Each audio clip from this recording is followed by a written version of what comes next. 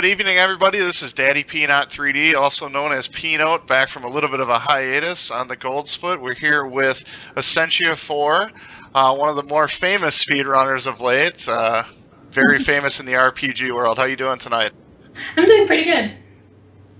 Well, we want to welcome you to the show. I have to be very forthcoming. I had a goal in mind to find a female speedrunner that I've heard of, and I mean, there's plenty of them out there, but you might be at the forefront of that type of thing. Yeah, I guess I was kind of one of the first big female runners, and there are more, but I don't know. Like, even I'm trying to think of some. I know there's, like Bananas, who went to the Nintendo World Championships too, but there just don't seem to be as many that are real famous, I guess. Well, it's very interesting, as I had talked to, the powers that be when I set up these interviews and trying to figure out who I want to interview. They're like, well, what do you want to do? I'm like, well, we've talked to Sinister One, and we've done Mexican Runner, and we've done a lot of really big names. I said, I really want to find a female perspective on this community, and you're the name I stumbled upon. I've been watching your stream for a while. It's very fun to watch. I like the family. That's. I've got a visitor here. Oh my gosh! Awesome, perfect. That is amazing. Hi. Can you wave to everybody? No. Yeah, are you gonna go play outside? Yes. Okay. She's supposed to be outside, but she snuck in, I guess. I suppose it's still a little earlier there than it is here. Yeah. Well, and I think, this is an awesome thing for the interview, because it does show a great point, us, somewhat older people that have families and kids and stuff running around while we're trying to do speed runs and that type of thing. Yeah, if you watch my streams, this happens quite often. Hi, go have fun. Bye. Bye. Okay. So, getting right into it, tell us a little bit about yourself. How'd you get your start? You mean how did I get my start speedrunning? Speedrunning, gaming, Twitch, anything really you want to start with. Well, I've been a gamer as long as I can remember. I mean, I remember playing on my dad's old Atari, and then my brother got an NES for Christmas, and we played that. And I've just always really been into it. And I didn't really start speedrunning until, I think it was late 2006 that I discovered SDA. And I just thought, wow, this is amazing. And, I thought it was a really fun way to play some of the old games that I really love in a new way. So it gives me a reason to keep playing them over and over, with... Has it always been RPGs? For speedrunning, mainly that. But the first game I actually did a speedrun of was Dr. Mario. Oh, wow. Yeah. I don't even think I can beat that game. Yeah, that was the first run I submitted to SDA. I did Dr. Mario 64 and just did all the levels 0 through 20. And it was just a game that I knew I was good at, and I thought, yeah, I should start with a game that I know I can do. I think a lot of people started like that. I mean, I started with Super Metroid, and it started from seeing it was Garrison at AGDQ 2013 running it and doing little things like, well, I just played through this game. I think that looks fun. Let me try that. And, as you know, you're hooked at that point. It takes one trick success is all it needs. Yeah. Yeah, then after that, the next game I got into was Final Fantasy IX, actually, and the reason I did that was because it has the Excalibur 2 challenge. I don't know if you know what that is. No, I haven't heard of that. Explain. Okay, in Final Fantasy IX, there's actually a challenge where if you get to the final area and beat a certain boss in under 12 hours, then you get an item called the Excalibur 2, which is the strongest sword for one of the characters in the game. And so it kind of has like a built-in speedrun in the game. And I thought, there hadn't been any speedruns really of that game before. And I thought, I'm going to try this. And so I found a a Japanese run. It didn't have the video, but it just had the notes in Japanese. So I had to use Google Translate to translate into English. And I basically followed that and did a segmented run. And that was a lot of work. I'll probably never do a segmented run like that again. I think you find fewer and fewer people are into the segmented series of speedrunning. It's very interesting. I watched Sareth do Final Fantasy X for a few hours a couple weeks ago, and it just looks very, very grindy. And I don't know if I could spend that much time on just a particular 10-minute section of something. Yeah, it's a lot of resetting, doing things over and over until you get it perfect. And it was interesting because back when I started, like 2006, 2007, all RPG speedruns were segmented. There wasn't really a such thing as a single segment RPG run. But then after I finished Final Fantasy IX, I started Final Fantasy VI, because that's probably my favorite game of all time. I played that over and over as a kid, and I wanted to do a speedrun of it. And I decided to try doing it single segment, just because I knew the game pretty well and thought that it would be possible. And I think that was the first single segment run, RPG run, submitted to SDA. It was my Final Fantasy VI run. And what was the time? The time, it was 4:48 game time. So in real time it was like 5:10, 5:15, something like that. Oh, that's still pretty quick, isn't it? How far down is that game now? Oh, they've got it down to like 4:20 real time, something like that, with using the sketch glitch. Back then I didn't use the sketch glitch. I can remember that was a game that my parents bought for me new, which was very rare to get a new game for my Super Nintendo. And I can remember printing out I can't remember how I found them, but like the sketch glitch and the item duplication glitches and all that type of weird stuff you could do. I can remember printing that out and just doing those for hours, having 255 Ragnaroks in your inventory and all that type of fun stuff. Yeah, you can do a lot with the sketch glitch, and they're still discovering more stuff. They found wrong warps where you can skip the last part, like skip the floating continent and go straight to the world of ruin and things like that. It's really crazy. Well, I've never gotten into an RPG because I feel like there's just so much stuff going on. I don't know if I have the time to dedicate to doing so. I mean, you're an inspiration for that, because I know you are very busy with the family and everything like that, but you still do find time to keep your games very tuned and your runs very, low on time, I guess is the best way to say it. So where did Twitch fit into all of this? Did you start streaming right away, or is that something that you kind of just discovered along the way? Well, when I first started, there wasn't really such a thing as streaming. I don't remember when it started, but it first started with Ustream. I first started streaming on there, and it was really not very advanced. I just had a webcam pointed at the TV, and so you could see like lines going down it. I mean, it didn't look very good, but I remember streaming some Final Fantasy X that way, and Dr. Mario, and yeah. So I started with that, and I think it was just before the first marathon that we did, the Classic Games Done Quick, was really when I started streaming, because I was practicing for that. Well, that world has definitely taken a major turn for. I mean, it's interesting now watching, going back to YouTube and watching old footage of Classic Games Done Quick and the production quality and just how everything was laid out, and looking at it now, the finely oiled machine of the gaming world that is AGDQ. I know you're a big part of that. You go to most of them, don't you? Don't you usually play a game at most of them, I think, right? Well, I haven't been to AGDQ since 2011, but I've been to every SGDQ. Because that's pretty close. SGDQ's in Colorado, I think, every year, isn't it? Well, it actually started at my house the first 2 years. Oh, that I did not know. Yeah. I would say you're pretty ingrained into the history of it, then. Yeah, the first two were here. It started, they were, someone suggested having, 2 marathons a year instead of just the one in DC, and to have one, kind of more on the West Coast, so that people on, the West of the United States could get to it more easily. And someone was, I think, arranging it in California or something, but then things fell through.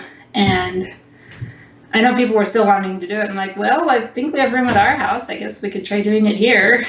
So we did. And it was, the first SGDQ wasn't very long. I think it was only like 2 days or something.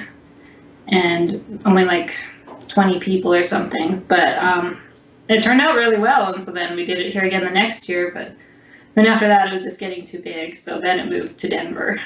Well, I would imagine you don't want, hundreds and thousands of people roaming through your house for about 10 days. It doesn't seem the most beneficial thing for a household. Yeah, I don't. Not to mention, like, I don't know if we have enough bathroom space for that many people. So AGD or SGDQ this year, you're obviously going. I think I was just reading about that. You're doing, I think, a repeat of what you did last year: half-minute hero and 100% chrono trigger. Well, that's what I did at RPG Limit Break. Oh, okay. Just this May. Well, that'll be it. Are you doing co-op on the chrono trigger? Yeah, it's Poexel and me doing it. And Gotcha. yeah. Yeah, we split it up for RPG Limit Break. I did the first half and he did the second half. And I'm not sure. We might do that again for SGDQ. We might do something different. I don't know yet. So this is the question that's been on my mind since we started talking and decided to do the interview. Nintendo World Championships. I was riding home in the car from my friend's baby shower, and I happened to go on Twitch or on my Twitter or something like that, and I saw Nintendo World Championships right now. Oh, okay. I'll turn this on, and as soon as I turn it on, who do I see? I see Sinister One, I see the Mexican runner, and I see you. I'm like, okay. I knew they were inviting people. I didn't know where those people were going to come from. Where did that come up from? How did that come about? Well, I remember, when I first heard about the Nintendo World Championships, I was like, oh, this sounds so cool. So I went to see where they were holding the competitions, the Best Buy stores, and none of them were even close to me. And so I was like, oh, well, I don't have a chance. Oh, well, that's okay.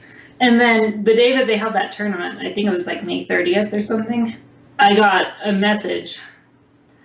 I got a message on Twitter. It was actually from Rom Scout. He's saying, hey, Nintendo wants to invite you to come. Do you want to do that? And I was like, what? Oh, wow. At first I was like, did someone hack his account or something? Is this real?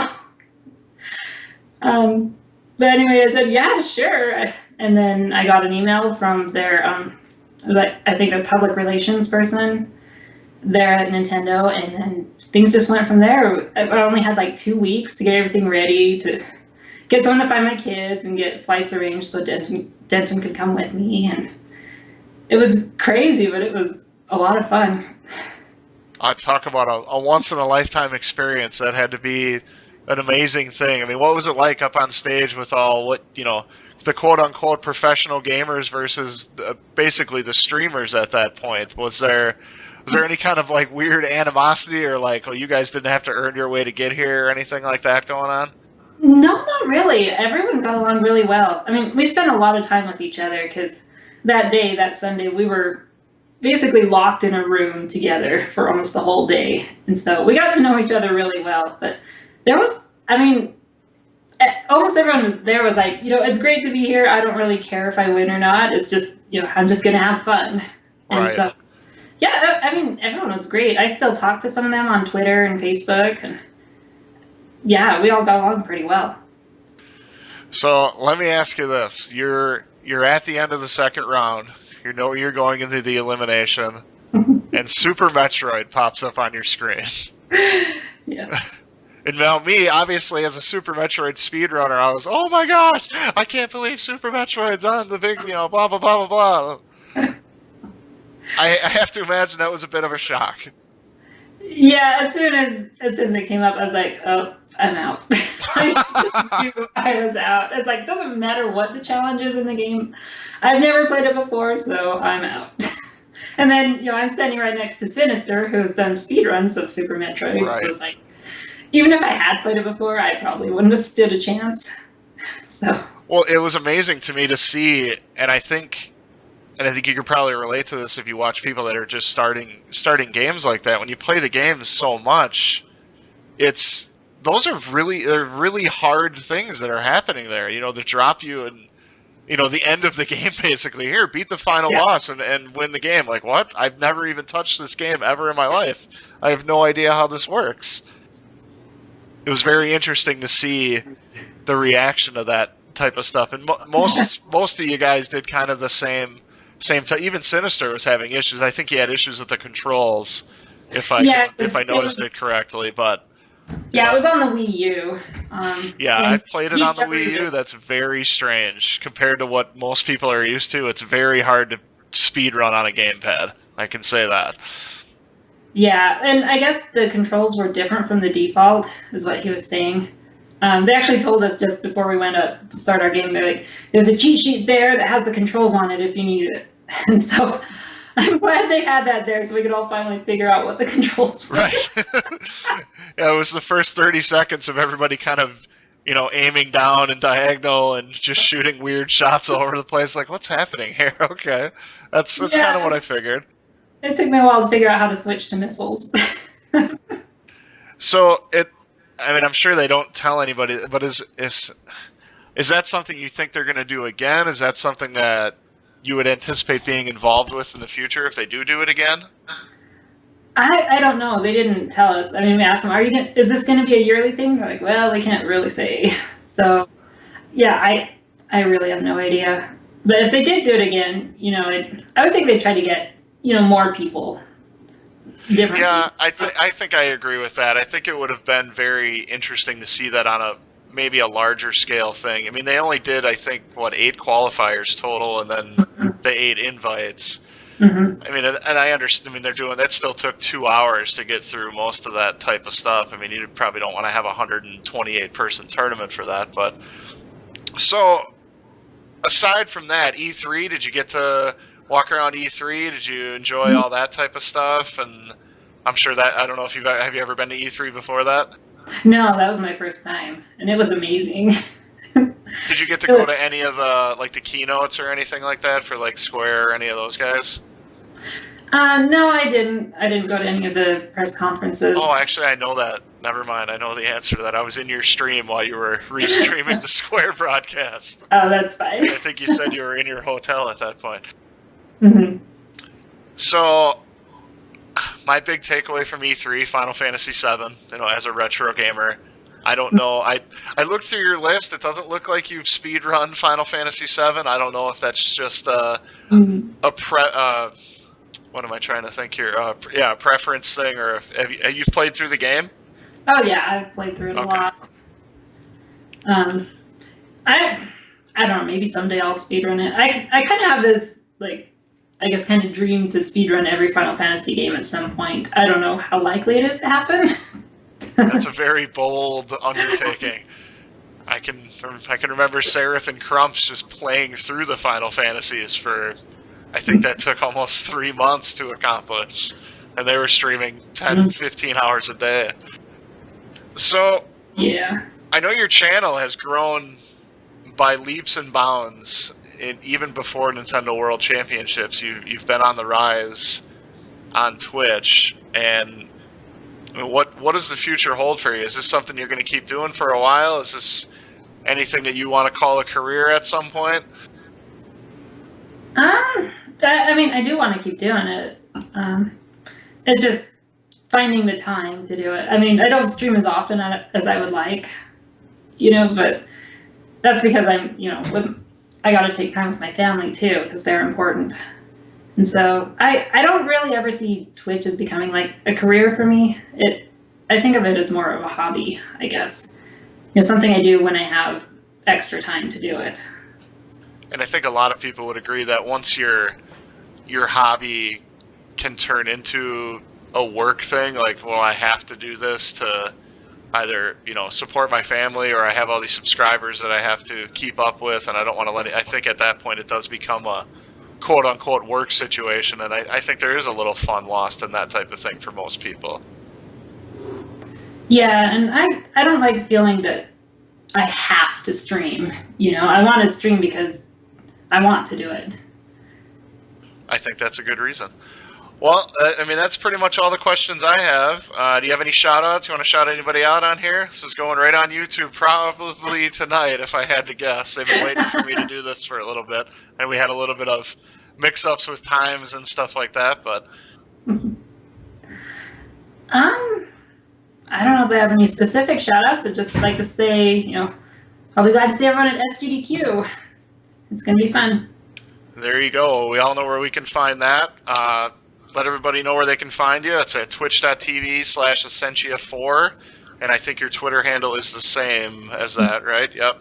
At EssentiaFour out on Twitter. Follow her, and you can find which has been lately Final Fantasy IV and Final Fantasy V 4-job fiesta going on. Generally some Chrono Trigger sprinkled in the mix. I want to thank you again for taking time out of your schedule to spend some time with us, and I really appreciate it. And thanks. Thanks for the interview. It's been great. No problem at all. You guys can find this on YouTube. It's well, I can't remember the link off the top of my head now. YouTube.com/Lzuruha Media. This will be up there. Make sure you give us a like, a comment, a subscribe. Let us know who else you want to see in here and get some more down-home information from that maybe you're not getting from their streams. All right, we're done, guys. See you later.